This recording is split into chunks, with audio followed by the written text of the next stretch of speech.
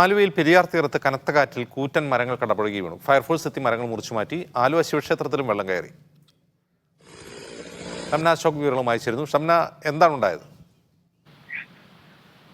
അജിൻസ്, ജില്ലയിൽ ഇപ്പോൾ മഴയ്ക്ക് നേരിയ ശമനമുണ്ട്. പക്ഷേ കിഴക്കൻ മേഖലയിലാണ് കൂടുതൽ നാശനഷ്ടങ്ങൾ ഉണ്ടായിട്ടുള്ളത്. ആലുവ പെരിയാറിന്റെ തീരത്ത് ഇന്ന് പുലർച്ചെ ഉണ്ടായ കനത്ത കാറ്റിലാണ് GCDA റോഡിലേക്ക് 4 കൂറ്റൻ തണൽ മരങ്ങൾ മുറിഞ്ഞു വീണിട്ടുണ്ടായിരുന്നു. അത് പിന്നീട് ഫയർഫോഴ്സ് എത്തിയതിനു ശേഷം മുറിച്ചു നീക്കുകയാണ് ചെയ്തിട്ടുള്ളത്. ഒപ്പം ആയുർവേദ ആശുപത്രി വളപ്പിലെ മരവും നിലം പതിച്ചിട്ടുണ്ട്.